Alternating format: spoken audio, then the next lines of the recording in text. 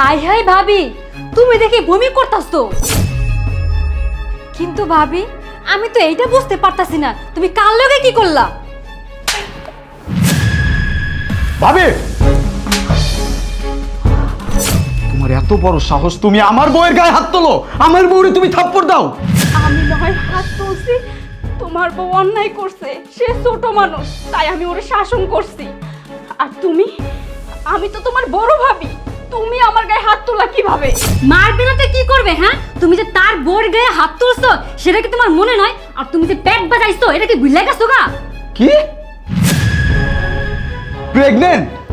হায় হায় হায় হায় হায় হায় রে, বাড়ির সব মান সম্মান ধুলিসাৎ কইরা দিল। এই ভাই বছরের পর বছর বিদেশে পয়রা রইছে, কোনো খোঁজ খবর নাই। প্রেগনেন্টটা হইলা কেমনে? কার লগে কি করছো? আল্লাহ তওবা তওবা, আস্তাগফিরুল্লাহ আস্তাগফিরুল্লাহ। শোনো, অনেক সহ্য করছি, এতদিন যাবত আমার খাইছো, আমার পড়ছো, আমার বাড়িতে থাকছো, আমি কিচ্ছু কই নাই।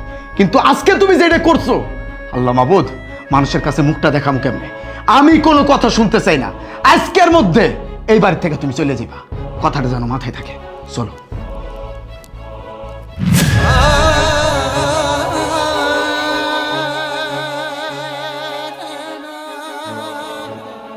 আরে কই রে উর্মি, মাই উর্মি। আবার চলো।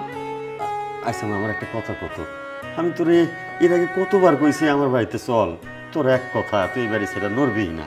আজ নিজেই কইলে আমার আইয়া লইয়া যাও, কি হয়েছে মা?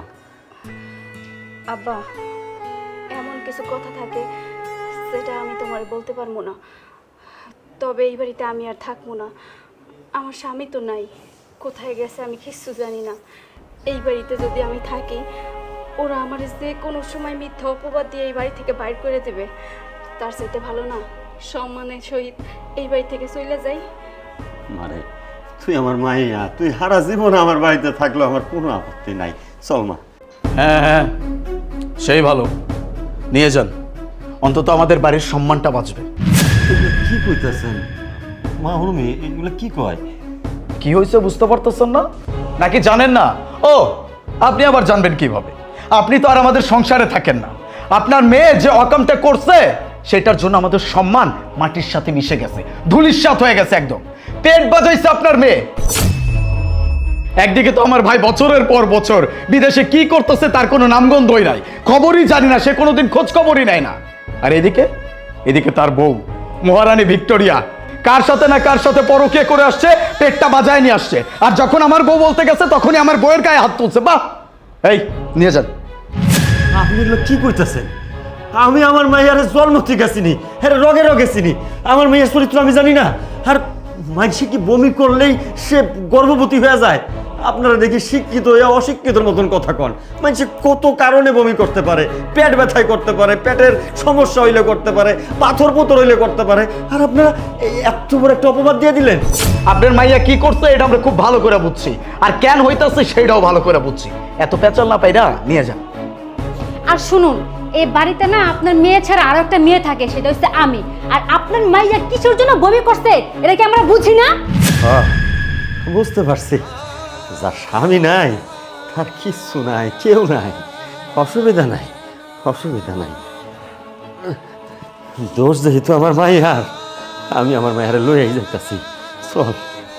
দাঁড়ান, আপনাদের কোথাও যেতে হবে না।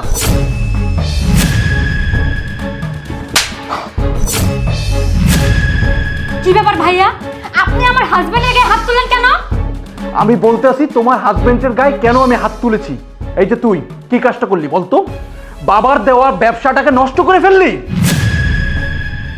তুই যদি সেদিনকার দোকানের ভিতরে যদি মদের বোতল এবং গাঞ্জা যদি না রাখতি, তাহলে আমার 2টা বছর জেল খাটতে হতো না।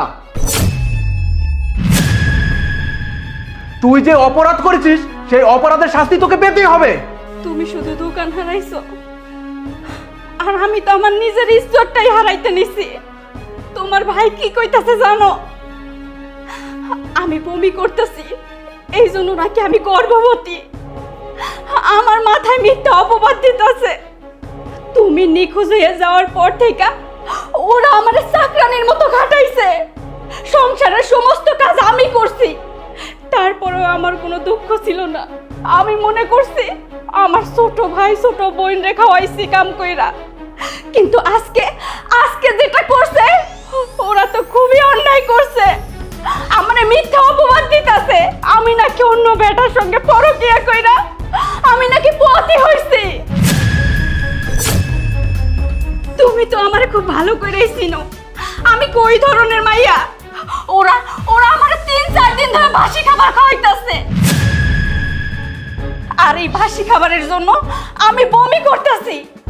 আসলে বমিটা কোনো বিষয়ই না, ওরা আমারে বাড়ি থেকে বাইর করে দেওয়ার জন্য এই মিথ্যা নাটক সাজাইছে।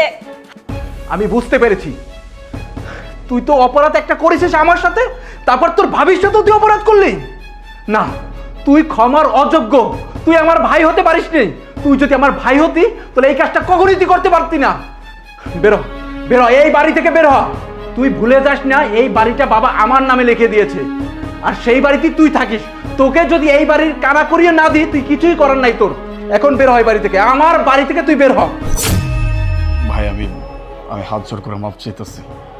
আমি আমি মানতেছি আমি অন্যায় করছি, আমি ভুল করছি।